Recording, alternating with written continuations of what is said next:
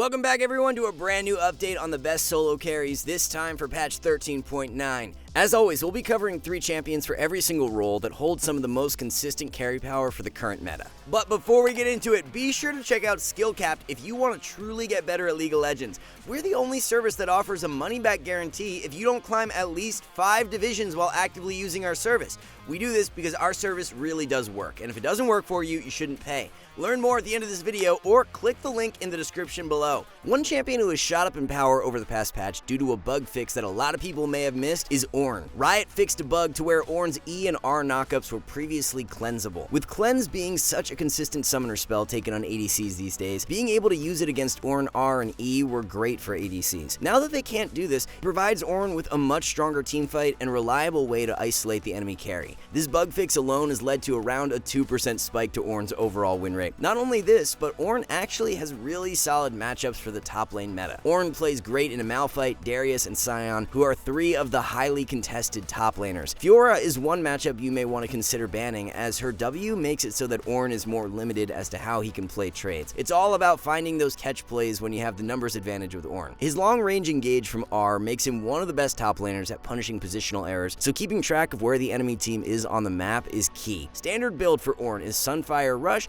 into Jaksho 2nd and Thornmail 3rd. Run Grasp for the Keystone with Demolish, Second Wind, and Overgrowth. Optimal secondaries are Magical Footwear and Biscuits. Another top laner who has seen a big spike in strength over the past patch and our second solo carry selection is Poppy. Players always seem to underestimate the laning power of Poppy and her ability to dismantle many of the meta top lane picks. With Poppy's passive, you have such a consistent harass tool, and the best part about it is that you can proc Grasp on use. This allows you to whittle down melee champs super easy in lane. Once you have the enemy chunked out, Poppy E and W provide her great mobility to punish the enemy if they disrespect your all-in power. Our challenger top laner Strumpist highlights this extremely well in his brand new full game commentary for Poppy that can be found on our website. The only matchups that may give you some issues are Darius and Gangplank, as your W is not as effective due to them lacking a gap closer, so either champ is a good ban option. Build for Poppy is a Divine Sunderer Rush into Sunfire Aegis 2nd and Force of Nature or Thornmail 3rd. Rune Page consists of Grasp with Shield Bash, Second Wind, and Revitalize, followed by Biscuits and Time Warp Tonic for secondaries. One top lane champ who has stood the test of time and continues to be a consistently strong solo queue carry is Malphite. You really can never go wrong with Malphite because no matter your matchup or how the game is playing out, you can always make an impact due to his strong teamfight presence. Who cares if the enemy team has a fed ADC? Malphite can easily isolate them due to his long range from R, and once he's on top of them, his attack speed slow from E and pure tankiness hard counters their ability to do anything in fights. A 50% attack speed slow at max rank is just unplayable for champions that need to auto attack to deal their damage. Malphite has his share of weaker matchups right now, with Moore, Sion, and Sylas being the 3 you want to avoid. Sylas would be the one who we'd recommend banning the most out of those 3. As we mentioned earlier though, how the lane phase plays out is not as important for a champ like Malphite due to his reliable teamfight power. Core build for Malphite is an Iceborne Gauntlet Rush into Sunfire Aegis 2nd and Thornmail 3rd. Grasp is the best keystone rune when you are in melee matchups and are planning to max W out first. Comet is the most optimal in range matchups where you are not able to trade auto attacks consistently, therefore seeing less value out of Grasp and going for a Q max. One jungler making a serious push back into meta over the past patch has been Kha'Zix, and he kicks off our jungle top 3. Kha'Zix is the definition of a solo carry jungler, as his ability to completely take over games due to his consistent burst power is massive. Q is on such a short cooldown and a point and click ability, so when you gain an early lead with Ka, there is very little the enemy can do to counter you other than avoiding interaction at all costs. Oftentimes with these assassin junglers, what holds players back from succeeding is their over-aggression with a lead. When you get ahead on Ka, keep it simple. Play around objective timers, set up in Fog of War, and make the enemy team face check into you. If you're just diving into fights in the middle of lane, you're really playing with fire, as Ka is a champ who wants to be isolating carries when they are split from their team. Matchup-wise for Ka, Rengar is really the only jungler giving most Ka players issues right now, so he's a good ban to consider. All 3 lethality mythic items are viable for Kha'Zix depending on preference. Second item, Ghost Blade, works very well, and Edge of Night is a great 3rd pickup. Rune Page revolves around First Strike with Freeboots, Futures Market, and Cosmic Insight. Sudden Impact and Treasure Hunter are for secondaries. With Lichbane seeing buffs for patch 13.9, a jungler who will be loving the changes and an exceptionally strong solo carry is Echo. Nashers had taken over in previous previous patches, but now with these Lich Bane buffs, both items will be really good pickups depending on the situation. If you're playing into a full squishy enemy comp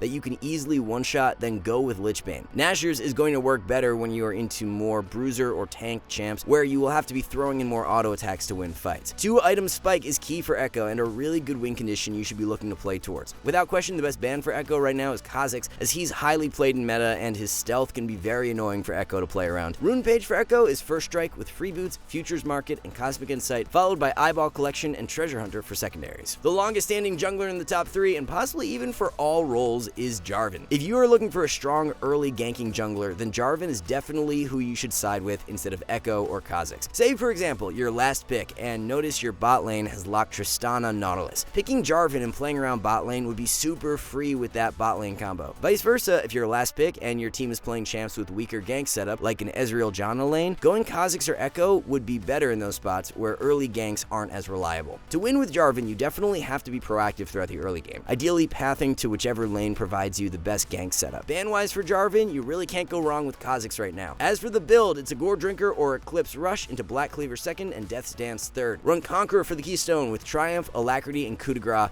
Magical Footwear and Cosmic Insight are the best secondaries. A champion making his way back into meta in a big way for patch 13.9 is going to be Fizz. Not only was Fizz just buffed a few patches back, but in 13.9, Lich Bane is seeing buffs as well, so everything has been trending in Fizz's favor. The only matchups you really gotta worry about when playing Fizz are Vlad and Pantheon. Vlad is being played slightly more than Panth right now, so he would be the better value ban for 13.9. A lot of the time, how the first 2 levels play out will determine how hard you're able to carry with Fizz. In most matchups, you want to let the enemy push into you, stay healthy until level 3, and then when you hit the spike, look to trade as the wave will be on your side of the lane. Giving up a few CS throughout the first 2 levels is completely fine. You just want to make sure that when you hit level 3, you're healthy enough to where you can start trading. Core build for Fizz consists of a Luden's Rush into Lich Bane 2nd and Zanya's 3rd. You'll want to grab Electrocute with Sudden Impact, Eyeball Collection, and Ingenious Hunter for primary runes. Triumph and Coup de Grace work best for secondaries. Our second solo carry mid of the patch has one of the best and easiest to execute early games for any mid, being Pantheon. The point-and-click stun combined with the damage reduction from E gives Pantheon one of the most lethal yet simple trading patterns in the game. In melee matchups, if you can play around E cooldown, there is literally no way you should ever be losing a trade. This early game dominance that Pantheon can exert, combined with his exceptional roaming power from ultimate, makes him such a potent solo queue mid. At level 6, you never want to be freezing waves with Panth.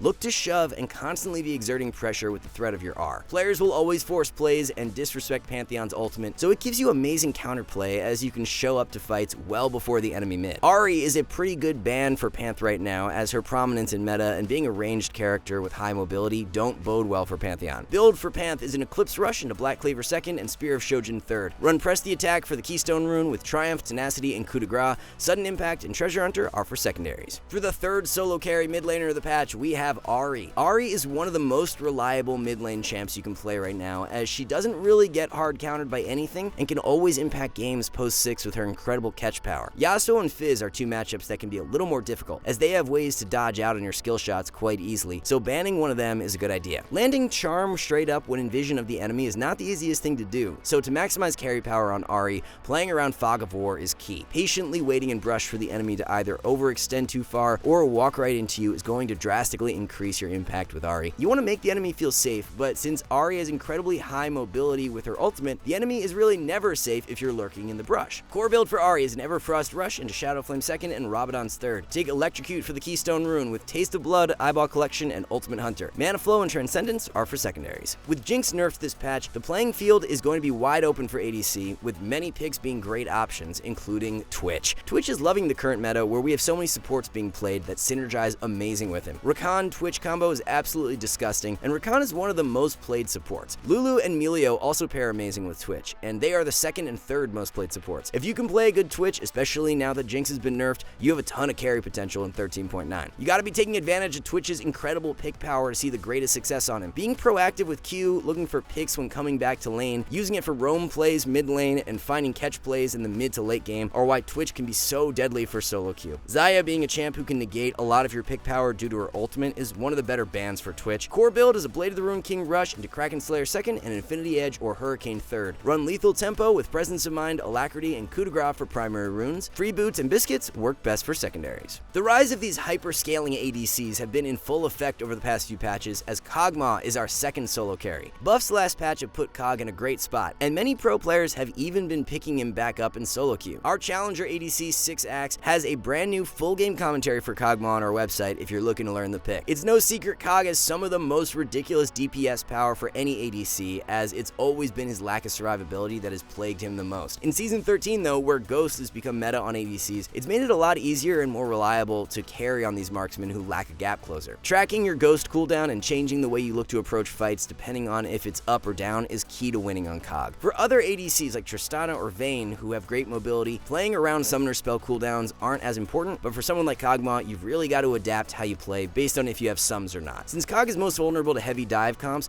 banning a meta engaged champ like Jarvan or Malphite is a good idea. There are so many viable builds for Cog, but one that you can't really go wrong with is a Blade of the Ruined King Rush into Rage Blade second and Wit's End third. As for runes, it's Lethal Tempo with Triumph, Alacrity, and Last Stand for primaries, followed by Conditioning and Overgrowth for secondaries. Despite the nerf this patch, holding on to a spot in our top 3 for ADC is going to be Jinx. Jinx will no longer be the standalone best ADC anymore, but she's definitely not leaving the meta either. When paired with an enchanter support like Melio, Lulu, or Janna, there's no other ADC I'd rather have on my team than Jinx. The team fight power and ability to clean up fights is second to none. Although Jinx lacks a gap closer, her passive can turn her into one of the most slippery ADCs in the game. When you have Flash and Ghost available, you want to be team fighting with Jinx. Her long-range DPS power from Fishbones and mobility from Ghost provides you with incredible 5v5 power. There's really no point in banning another ADC when playing Jinx. Spending your ban on a hard engaged champ like Rakan or Jarvan is better value. Kraken and Infinity Edge are core pickups for Jinx, but your Zeal item really depends on preference, as Fire Cannon, Hurricane, and Phantom Dancer are all viable. Lethal Tempo is the keystone rune, with Presence of Mind, Bloodline, and Cut Down. Absolute Focus and Gathering Storm are for secondaries. Playmaking supports are always going to be extremely impactful for solo queue, and Rakan is the best for the current meta. The engage power and disruption built into Rakan's kit allows him to punish positional mistakes in an instant. Although diving the backline may be the optimal play in a lot of situations, really good Rakan players adapt based on the enemy composition. Rakan has such great catch power, but his peel power is just as potent. If the enemy comp has a ton of squishy ranged champions, diving in on them is often the best way to play fights. On the other hand, if the enemy comp consists of mainly melee assassins or dive champs, sitting back and peeling for your fed ADC may be the better option. After all, diving the backline means absolutely nothing if your ADC is left alone and you have no DPS to actually follow up on your engage. Knowing when to go on the aggression and when to sit back and peel is one of the most difficult parts of mastering Rakan, but when you get it down, he's such a versatile champ. Core build for Rakan is a Shurelius Rush into Redemption second and Wardstone third. Rune Page consists of Guardian with Font of Life, Bone Plating, and Unflinching, followed by Zombie Ward and Ultimate Hunter. The best enchanter support for yet another patch is going to be Melio. The excessive amount of impactful utility built into Melio's kit makes him one of the best supports at empowering a fed carry. Pair Melio up with Jinx and you have one of the most broken teamfight duos to exist. Matchup wise for Melio, he has a more difficult time against champions with instant pick power, so Blitzcrank is one of the better ban options. It's really not that difficult to be consistently effective on Melio, as sticking with your fed carry, using point and click shields on them, and cleansing any CC that comes their way is pretty simple to do. Shurelia's into Ardent is such a nasty 2-item core, while Redemption and Staff of Flowing Water are both great third options. The Rune Page is airy with Mana Flow, Transcendence, and Gathering Storm. Optimal secondaries include Bone Plating and Revitalize. To round out the top 3 for support, and our final solo carry selection of the patch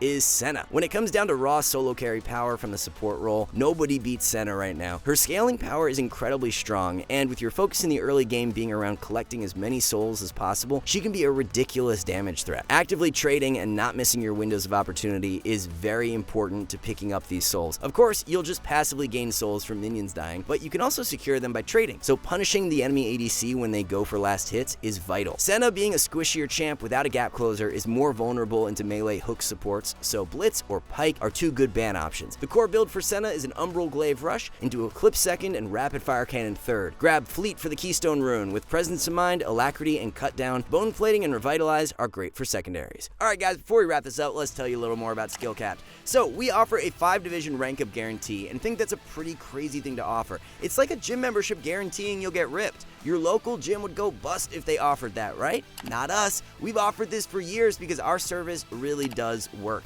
It works so well, in fact, that we're able to produce by far the largest catalog of premium league guides on the internet. We add over 20 videos a week with over 1,600 guides curated into over 100 courses no one can compare. We've also sent challenger players into ELO Hell 714 times and counting, where they commentate how to carry live. They also respond to all questions asked. Sign up today for as little as $6.99 a month if you are serious about improving.